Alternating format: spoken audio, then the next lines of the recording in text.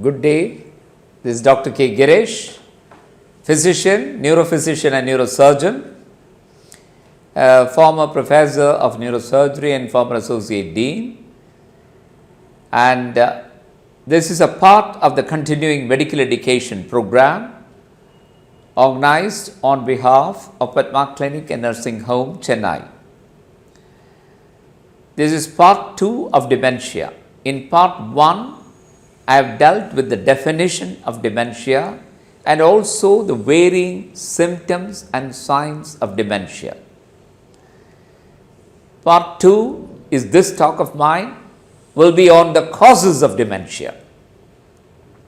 As I had said earlier, dementia is not itself a single disease, but rather a clinical syndrome, that is a collection of symptoms and other features that exist together and they form a recognized pattern. The syndrome of dementia has several causes, although some are more common than others. The boundaries of the syndromes and the way it is divided up have been challenged recently by scientific and other advances. Now, let us see what are the commonest causes of dementia. As I had told you earlier, dementia is a global loss of all the intellectual and cognitive functions. Thinking, understanding, memory, learning, every one of these things can get affected. The most common cause is Alzheimer's disease. This is the most common form of dementia and is responsible for 75% of the cases, either on its own or with other forms of pathology.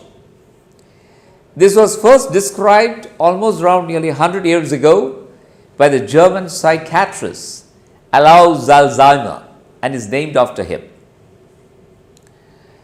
The clinical features of Alzheimer's in the early stages is a memory loss in relation to recent events and a word finding difficulty. These are the most common features.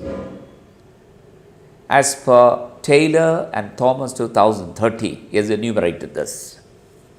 As the disease progresses, greater memory loss and language difficulties become apparent. This causes difficulty in everyday, day-to-day activities, like even shopping, handling money, navigating routes. All these will be the problems. There may be other symptoms, for example, anxiety and a lack of motivation. The symptoms tend to worsen as the disease progresses. Eventually, the person becomes unable to self-care. The brain changes that are seen in Alzheimer's disease, you find insoluble structures called plaques or plugs of the fibrous protein called amyloid and the twisted fibers called the neurofibrillary tangles are in the brain. These abnormal structures and tangles, they interfere with the functioning of the brain cells. There is also a deficiency of the neurotransmitter acetylcholine, which is important for learning and memory. The second cause, or the most common, will be vascular dementia. It's the second most common type of dementia after Alzheimer's disease. It occurs when blood supply to the brain is compromised by the arterial diseases, which results in reduced neuronal function and eventually the death of those cells. Numerous vascular risk factors can contribute to this vascular dementia, like hypertension, hyperlipidemia, diabetes, smoking, diet, and obesity. All these are contributory factors to a vascular dementia. Diabetes causes an increased risk of dementia not only through vascular disease but also through the cerebral deposition of compounds derived from the hormones amylin, according to Jackson et al. 2013.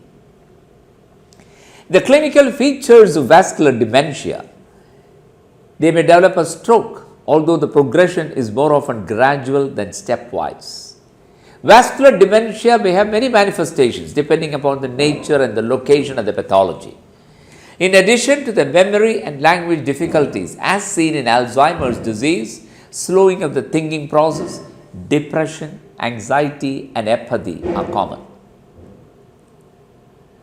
Dementia with the Lewy bodies, that is a third cause for dementia. Dementia with Lewy bodies is the third most common type of dementia, accounting for about 10% of cases, according to Matsui et al. 2009. It is closely associated with Alzheimer's and Parkinson's disease because it shares several characteristics with these conditions. Parkinson's disease itself can cause cognitive impairment and eventually dementia. Lewy bodies, which are characteristics of this group of diseases, are small aggregations of a protein called alpha-synuclein that occurs in the cells in the various areas of the brain, including cerebral cortex in dementia with Lewy bodies. The clinical features of dementia with Lewy bodies include again memory loss, difficulty in maintaining alertness, disorientation to space and difficulty in planning. Features similar to Parkinson's disease including tremor at rest, slow walking, shuffling when walking, reduced facial expressions are also seen. The characteristic feature of dementia with Lewy bodies are visual hallucinations, recurrent falls, marked fluctuations in the level of conscious awareness and disturbed sleep or nightmare. This is again very important. See, for dementia with Lewy body disease. Frontotemporal dementia is another relatively uncommon type of dementia, and the term covers a range of conditions that affects regions in the front of the brain responsible for planning, emotion, motivation and language. There are several types of frontotemporal dementia depending on which part of the frontal or the temporal lobe is most affected. The clinical features of these are half of the cases they present with behavioral change. Behavioral variant of frontotemporal dementia, it is called. About half of the problems in the speech and the language. Behavior changes may be quite profound, it may be very severe, and they may affect the personality. For example, lack of inhibition, a lack of empathy, the adoption of rigid routines because of the lack of mental flexibility and difficulty in planning. Eating habits may change with overeating and preference for sweet foods. Language problems may include difficulty in producing speech or losing the meaning of words and concepts called the semantic dementia. Then there is a condition where you have mixed dementia. There more than one type of cause might be there. The most common type is the mixed Alzheimer's and the vascular dementia, where there are clinical characteristics and brain changes which are common to both conditions. This becomes much more common with advanced age beyond 80 years or so. There will be a mixture of Alzheimer and the vascular pathology, which is often seen in the postmortem examinations, as pointed out by Brain et al. BRAYNE 2009. Mixed dementia is often characterized by a gradual decline in the abilities, as in Alzheimer's, but with additional strokes or strokes contributing to the overall picture. Alternatively, the person has a history of vascular disease or vascular risk factors, for example, ischemic heart disease, hypertension, diabetes, and the raised lipid levels of smoking. Less common causes of dementia. There are some, as pointed out by Graham 2030 in his scientific paper. He has said about the other less common causes. Huntington's disease. This is an autosomal dominant inherited disease, and that causes abnormal movements and coordinated difficulties along with cognitive problems. It is a progressive condition that usually begins in the middle age. Cognitive changes often occur very early, and dementia is a common feature in about 50% of the people with advanced Huntington's disease, as pointed out in the scientific paper by Zarowitz et al. 2014. Corticobasal degeneration, that is again an unusual cause. In corticobasal degeneration, there is a damage and shrinking of the brain, possibly as a result of abnormal protein getting deposited in the brain. There are movement difficulties and loss of balance along with dementia, according to Grisalvo, Perez and Litwan in his scientific paper published in 2014.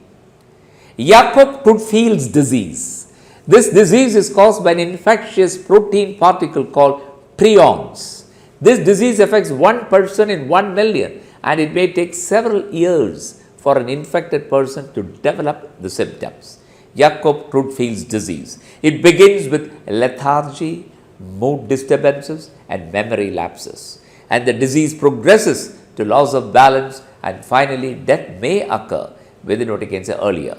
It may have a various psychiatric presentations including dementia. 9. The multiple sclerosis. If the damage is caused by multiple sclerosis, it affects certain parts of the brain. Cognitive difficulties that vary between individuals over a period of time can result. In particular, the degree of the frontal lobe atrophy seems to be can predict the degree of cognitive impairment, as pointed out by Benedict et al. In a lovely paper published in 2002. Normal pressure hydrocephalus. In normal pressure hydrocephalus, excess fluid accumulates in the brain cavity, ventricles, and slowly puts pressure on the brain. The symptoms are loss of balance, urinary incontinence, and cognitive problems. It's a triad. It can be ameliorated by a neurosurgical procedure, although there is a lack of controlled trials, and it appears dementia is the least likely feature to improve in a case of NPH. Apart from NPH, one or two other causes of has to be mentioned, neurosurgical cause rather, a bilateral chronicle subdural hematoma can in fact present as dementia. The other one is a frontobasal space occupying lesion can also present with dementia. So these of course have to be ruled out by taking a CT scan, brain, or even an MRI. The other one that can produce is the human immunodeficiency virus related dementia or AIDS related dementia. Dementia can result from direct infection of the brain by the human immunodeficiency virus or through the lack of immunity leading to other infections and also sometimes associated cancers of the brain. Neurocognitive disorders remain prevalent in people with human immunodeficiency virus despite the progress in the antiretroviral therapy that have been made, which has been published by Sachter and Robertson in 2014. So, these are some of the causes, of which the most commonest is Alzheimer's and vascular. So, the 11 causes which I have enumerated are 1. Alzheimer's disease, 2. Vascular dementia, 3. Dementia with Lewy bodies, 4. Frontotemporal dementia, 5. Mixed dementia, 6. Huntington's disease, 7. Corticobasal degeneration, 8. Jakob-Creutzfeldt's disease, 9. Multiple sclerosis, 10. Normal pressure hydrocephalus, and 11. Human immunodeficiency virus related dementia. So, these are the causes for the dementia, which is in fact a syndrome of a global loss of intellectual and cognitive faculties of thinking, understanding, memory, learning, and so on. So, this is the part 2 of dementia, that is the causative factors for dementia. Thank you very much.